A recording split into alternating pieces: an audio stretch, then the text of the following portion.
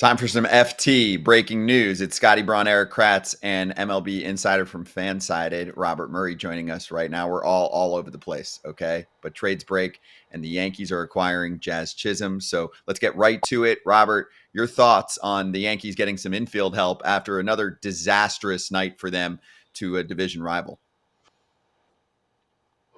Yeah, the Yankees have been one of the teams that have been most aggressive going after Jazz Chisholm in recent days, and they had competition. They had the Pittsburgh Pirates, they had the Kansas City Royals. There were other teams that were involved in this, but ultimately they were willing to step up. They needed another bat in the lineup. They wanted somebody who could end up adding some spark to that team, and lo and behold, they go out and get it. It's going to end up being a big price. The one reported piece that we've seen so far, it's a highly thought of name throughout baseball, but this is not necessarily a surprise to see a name like that service a deal like this, because I was told yesterday by a team that was in the running that the price that they were told for Jazz Chisholm was actually 2 top 100 prospects along with more. So the price for Jazz Chisholm was high. The Yankees were clearly willing to meet it. They did, and I fully expect them to remain more active on the market, trying more moves. That is the big. I think it was a good stuff. It was All right. Well, we lost you a little bit there, Robert. So, Erik, let's get your take in the meantime on this move. And also, I just want to throw in the fact that Jazz Chisholm does not cost much for the Yankees, too, in terms of payroll this year. And even next year should be pretty affordable. I know it shouldn't be a huge deal for the Yanks, but it's a thing. And that's probably why, as Robert alluded to, it cost more in prospects to pick up someone like Jazz, since he's been about a league average bat. He's had injury concerns in the past, right? He hasn't been a star player in Major League Baseball so far. What are your thoughts?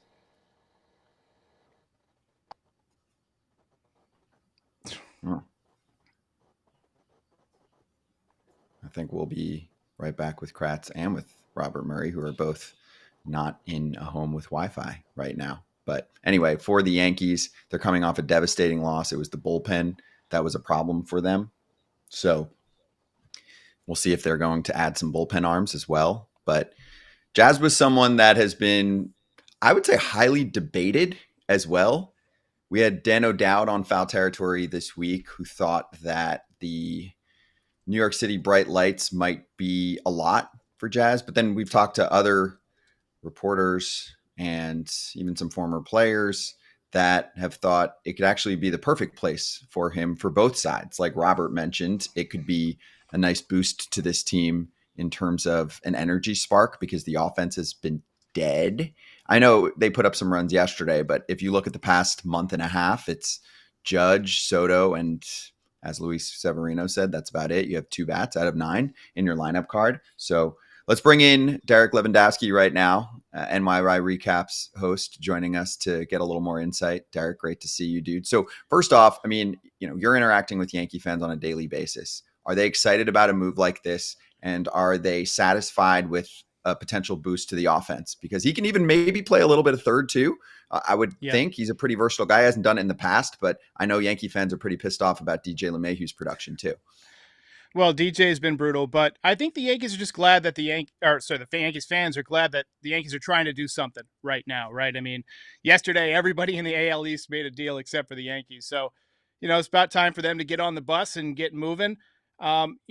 Jazz brings some things that the Yankees need. He's a good base runner. He's in the 99th percentile of base running value, according to Baseball Savant. He's an above average hitter. Despite the low batting average, he's in the 72nd percentile. He's a good fielder. We talked a little bit about how he was playing some second base. That was kind of like a naked move by the Marlins to showcase him, perhaps more so than we had seen with a team, trying to showcase a player in recent memory. He can also play some center field. Right now, Grisham has been our center fielder. He's a good defensive player, but he has not hit much. Gleyber Torres has actually been heating up a little bit at second base for the Yankees. He had a couple of home runs in this recent series in the Bronx. He had a couple of hits. I think he had 3 hits last night against the Red Sox. So he might be heating up at the right time to increase his trade value. If the Yankees decided to move him, you'd have to imagine that Chisholm slides into second base. And I think that there's a measure of tempered excitement for this, right? It's an addition, but it doesn't get us over the top. it doesn't fix the fact that the back end of the bullpen has blown like 10 leads in the last 2 months. So there's excitement, but there could be more excitement if they make some more moves. What else are Yankee fans looking for, and what else should the Yankees be looking for right now? Like, give me the wish list for the next 3 days. Does the bullpen start to get more attention because of what happened yesterday, highlighting what's been a more disappointing bullpen over the past month and change, along with everything else, right, besides Judge and Soto? But does a night like that, so close to the trade deadline, maybe make everyone think, you know what, we need a high leverage reliever just in case this continues to be a problem? I think that the wish list, at the top of the wish list, is Tanner Scott. I saw a lot of questions. I went live as soon as this happened, and people were asking, is Tanner Scott in the deal? He's obviously a lights out reliever, would just transform the back end of the Yankees bullpen that would allow you to slide Clay Holmes into a spot where I think he's better, which would be a setup position, because he's a guy who pitched to contact, right? He gives up ground balls. But I think that at the very least, you got to get 2 relievers. You know, if Tanner Scott's one of them, you got to go out and get another one. We've seen them talk about possibly bringing in Chad Green, who was with the Yankees for a while. He's with the Blue Jays right now. He probably wouldn't cost very much. He'd probably be comfortable coming back. But there's one thing that the Yankees are really good at, and this is to Cashman's credit. They're very good at finding diamonds in the rough in terms of relief pitchers. You know, when they go out and they get some relief pitcher that you've never heard of, a lot of times they're able to bring that guy to new heights, you know, in terms of performance. Like Michael Tonkin had been released or DFA'd 3 times this season. The Yankees pick him up, and he's been one of their better relief pitchers. You know, Luke Weaver is a guy who is throwing harder now. I know he had a tough night last night. He got charged with 3 earned runs, but for the most part, he's been outstanding for the Yankees. I think if you add 1 or 2 more, you know, really good arms at the back end of the bullpen, kind of allow the, you know, guys to slide into their more natural roles, I think that would help your bullpen go a long way. And I still think that they got to do something about third base. Hey, I see Kratzy there. How's Kratzy doing? I'm awesome. We're grinding out here in old North Kakalaki, close to your hometown. But I'm just listening to you just rap about this trade. Look at that smile that I see on your face. Makes me so happy for you. Well, I mean, I'm just happy that the Yankees are finally doing something, because they had to change the chemistry, or they had to change, and I don't even mean like the chemistry in the clubhouse. They just needed to change the feeling around the team and add a little bit of hope, a little bit of just a splash of something new.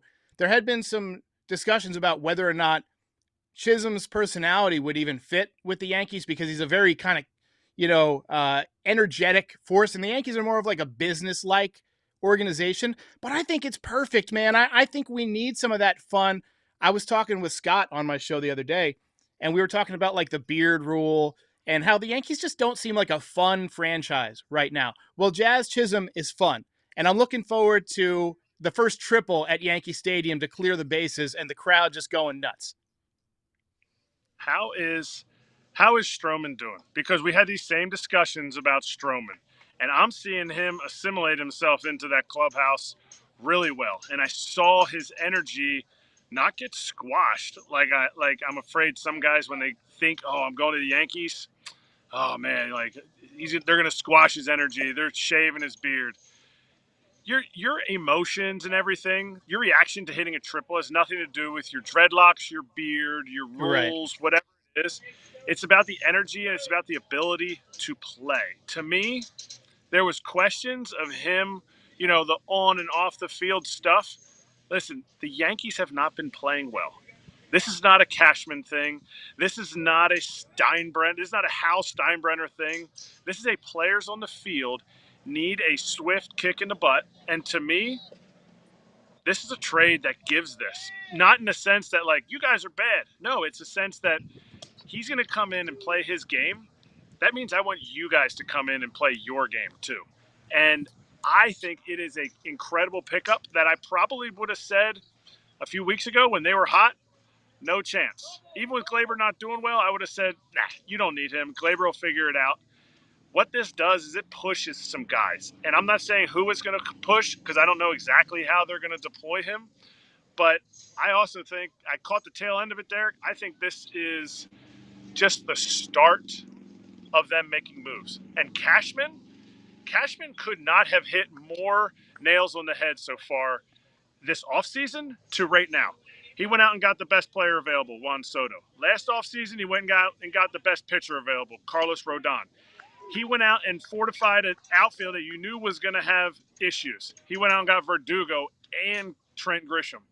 Now he's going out to get, in my opinion, the best bat that we know is available out there in the market. Unless I'm forgetting somebody or I haven't heard about somebody, unless the Blue Jays are like, hey, we'll finally get rid of Vlad Guerrero. Like, Jazz was going to go to one of the American League contenders, and the Yankees picked him up. Yeah. Well, to answer your first question, Marcus Stroman, I feel like has been a great fit. He's just such a professional. Don't let his, vocal nature and, his showmanship distract you from the fact that this guy is a pitcher's pitcher. He, cuts the ball, he sinks it up and down, in and out. He's a pitcher's pitcher. He keeps the ball in the ballpark. Yeah, he's going to have a clunker once in a while because he's been around the league for a long time. Guys know what he throws. So when he has a bad day, he gets hit. But for the most part, he's been really consistent. I like how he's kind of tried to amp up the clubhouse and bring energy. We've seen it in the dugout. There was a play where he felt like Gleyber Torres should have put a little bit more on a potential double play ball that ended up being a fielder's choice. And he said in the dugout, show a little bit more intensity. And to me, that's exactly what we get from Marcus Stroman. Just channeled and controlled intensity. I think a lot of guys have intensity and have difficulty channeling it.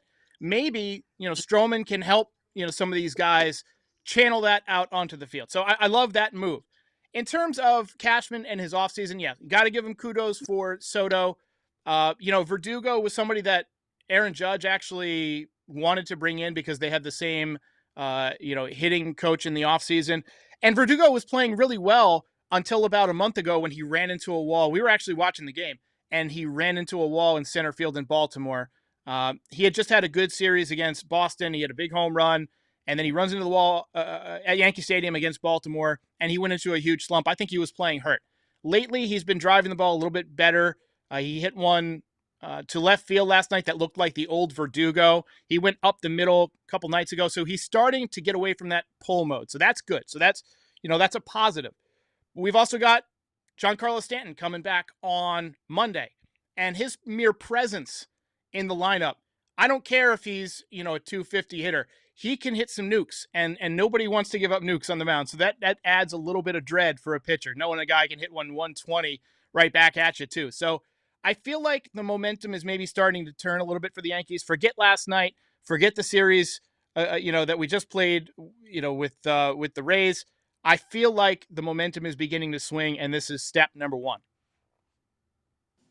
All right, I'm back for a little bit here. So, Kratz, let's run through a tweet from Jim Bowden to explain the trade a little bit more as well. And Bowden's going to join us on Monday on FT. We'll be live 1 to 3 Eastern, as we usually are. But Bowden talking about that positional flexibility that Jazz has. Here it is. The Yankees really like Jazz's positional flexibility with the idea he can play center field, second base, and they think third base, too. He came up as a shortstop, profiles as a future 30-30 type offensive igniter. Yankees player leadership and influence led by Judge and Soto should really take his game to another level.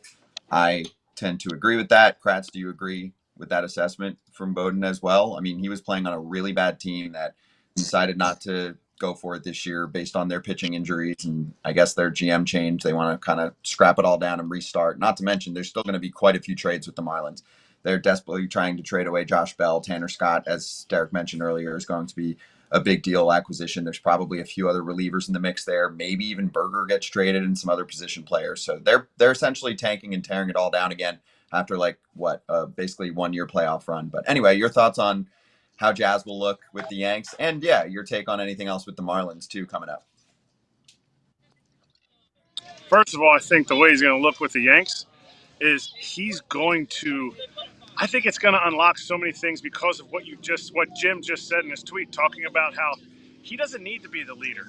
He can just be who he is. He doesn't need to be the franchise cornerstone, which I think kind of started maybe like getting laid on his shoulders when he was on the cover of the show last year, had kind of a down year. You saw a little bit of a resurgence with his ability, but his versatility and his energy, I think, are going to be awesome for this team because they need something new. I don't think they need new players.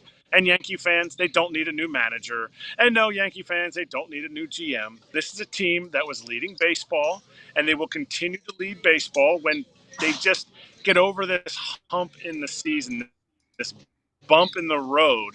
And I think a guy like this adds just a little bit of energy, a little bit of pop that you didn't have before. Oh, and he's left-handed too, which I don't think anybody mentioned, and everybody thinks lefties do pretty decent at Yankee Stadium. So, to me, if I were Aaron Boone, I go in. He comes into my clubhouse. I see what he looks like in a Yankee uniform.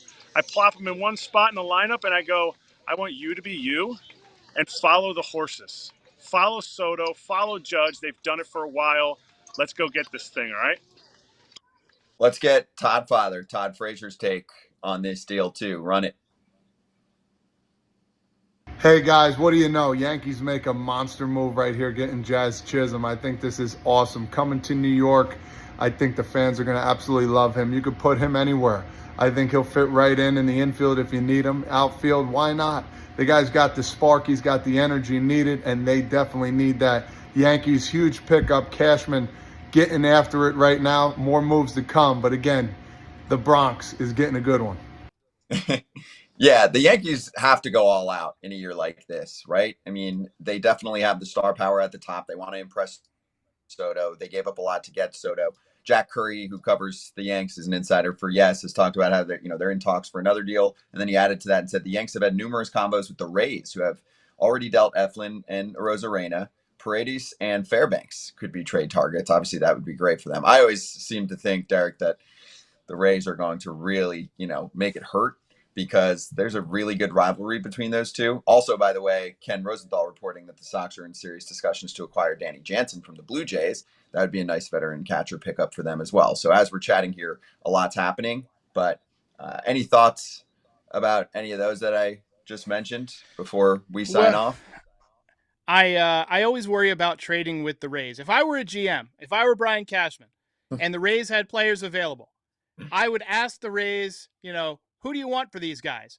And then I would keep those players that the Rays asked for. I would just forget whoever they're trying to trade, hang on to the prospects that they're looking for, and just figure these are the guys that the Rays value. I'm going to value these guys. Yeah, I think you should actually promote them. So, okay, you're on the phone. Who do you like? Oh, you like him? Okay, and then you call the AA manager. Yeah, we're promoting him to AAA. Yeah. I'd be in no rush to help the Rays. I like Fairbanks. I think Fairbanks would be a nice fit for the back end of the bullpen. Yandy Diaz has been interesting, as you guys call him, Yandy Biceps. He's got a great bat. He always hits well against the Yankees. But they've got Ben Rice at first base. He's going through that little period where, you start off hot in the league adjusts, and now it's on him to adjust. I think he's about, 4 for his last 50 or something like that.